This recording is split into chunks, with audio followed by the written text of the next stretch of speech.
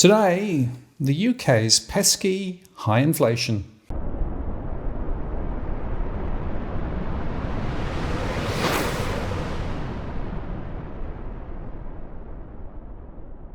Hello again, it's Martin North from Digital Finance Analytics. Well, latest post covering finance and property news. Well, as I discussed recently, the Bank of England was saying that they expected inflation to drop because of the reduction in energy prices from a year ago. Well, that's sort of true, except that the data out today surprised on the upside once again. And if you start looking at the information, you can see that inflation is still a really significant issue. In fact, Britain's inflation rate remained much stronger than expected, with the fastest increase in services and core prices in more than 3 decades, fueling a flurry of bets on more Bank of England interest rate rises.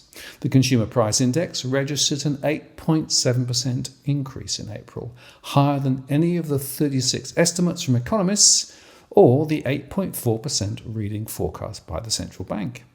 Core prices, excluding food, energy and tobacco, accelerated to 6.8% last month from 6.2% in March, which of course is completely in the wrong direction. The figures overshadowed the fact that inflation fell into single digits for the first time in 8 months and will add to pressure on the Bank of England to keep rising interest rates through the summer. Gilts fell, the pound rose, and traders quickly moved to price in further Bank of England rate increases, betting on almost a full percentage point of hikes through to the end of this year. With inflation proving stickier than the bank expected, it now seems all but certain that the bank will raise interest rates from 4.5% to 4.75% in June, and perhaps a bit further in the months ahead, said Paul Dales, chief UK economist at Cavill Economics. Money market wagers imply that the Bank of England will peak at around 5.5% cash rate, compared to 5.1% on Tuesday. Sterling rose by as much as 0.5%, bouncing back from a 1-month low touched on Tuesday, before trading 0.2% stronger at around $1.24 to the US. The yield on the 10-year gilt rose more than 20 basis points to 4.37%, a level last seen in the aftermath of the UK budget crisis last year. The MPC is placing more weight than usual on data outturns, suggesting that it is now odds-on to raise bank rate again next month, said Samuel Toombs, chief UK economist at Pantheon Macroeconomics. The latest reading was seen as a key turning point for whether the central bank could soon let up on the fight against inflation. While it marked the biggest drop in the annual inflation rate in more than 30 years, it wasn't nearly as big as the policymakers were expecting. And in fact, Andrew Bailey, the governor, recently said that they weren't that good at forecasting inflation, which is sort of proved once again. So the smaller than expected drop in CPI inflation does keep the Bank of England on course to raise rates again in June. And further falls in the central bank's target measure are likely through the summer, which perhaps could lead to a lengthy pause later in the year, but hardly any chance of a cut in rates. The latest CPI reading was helped by last year's sharp increase in energy prices falling out of the comparison. That's the old base effect, of course, that we keep talking about. Russia choked off supplies of natural gas to Europe after invading Ukraine, sending electricity prices spiralling higher across the continent. Natural gas and electricity combined contributed 1.8 percentage points of the fall in inflation, but the costs of telecommunication services reflected a jump in mobile phone bills, and also alcohol and tobacco rose due to higher taxes, and the cost of used cars also rose.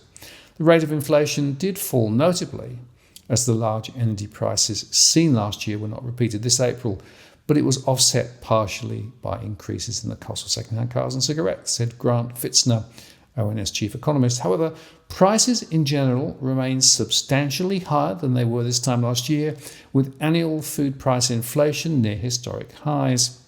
Grocery price inflation cooled slightly, but it's still sat at 19%, and that's remaining close to the highest rate in more than 45 years. The Bank of England has blamed hedging by food producers and supermarkets rebuilding their profit margins again for keeping grocery inflation high, despite falls on global agricultural commodity markets. Bailey said that the central bank is looking for evidence that inflation is coming down before it can rest on its most aggressive hiking cycle in 4 decades. 12 consecutive hikes by the Bank of England have lifted the key rate to 4.5%. That's the highest since 2008. And the Bank of England expects a sharp decline in UK inflation through 2023, but is concerned about the persistence of price pressures even after the sharp decline in energy prices. Grocery bills have kept inflation elevated, the economy has been more resilient than expected, and the labour market remains extremely tight, fueling pay pressures, despite the fact that, of course, wages is much lower than inflation. So people are going backwards. Prime Minister Rishi Sunak has promised to cut inflation in half this year, which is sort of a Dorothy Dixon insofar that it will happen automatically because of the energy price numbers dropping out. So he is comfortably expected to meet that target, which was made back in January, but inflation still is going to be stickier than perhaps expected, and the Bank of England will probably be surprised on the upside again. The Chancellor of the Exchequer, Jeremy Hunt, said that we've acted to tackle inflation. But although it is positive, it's now in single digits, food prices are still rising too fast. So as well as helping families with around £3,000 of cost living support this year and last, we must stick resolutely to the plan to get inflation down. Now, here is the thing, of course. Inflation is not hitting everybody equally. And we know from the data in the UK, and indeed in other countries too, that many ordinary households and businesses are being crushed by these numbers. Now, in passing, it's worth noting that in England and Wales, they recorded fewer insolvencies in April than a year ago, which could be indicating the number of failing businesses may be starting to stabilise. A total of 1,685 firms went bust last month. That's a drop of 15% compared with April 2022, according to the government's insolvency service. But that followed a 16% surge in March to 2,471, which was the highest number since monthly data began in 2019, as businesses were squeezed by the costs of living. So whilst creditor voluntary liquidations, where an insolvent company is shut down by its directors, fell 23% from last year, other types of insolvency went up in a sign of that the higher prices are still weighing on firms. This includes administrations, compulsory liquidations, receivership appointments, and company voluntary arrangements, agreements reached between a business and its creditors as to how debts will be resolved. Weekly data from the Gazette also indicated a fall in insolvencies may be short-lived.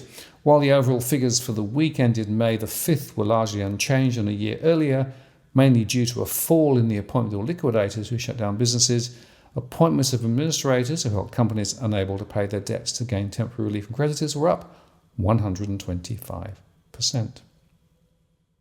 So I think we can see here that the trading environment remains challenging for businesses, and while energy costs are starting to drop, both inflation and the cost of servicing debt remain stubbornly high, with commodity prices continuing to cause pressures across a range of sectors.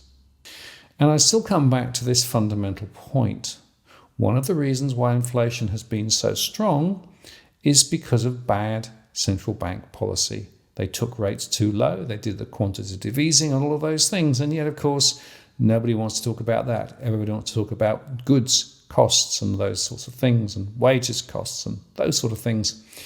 Until the Bank of England and other central banks come clean on what's really driving inflation, it seems to me it's hard to be sure that they can get it under control.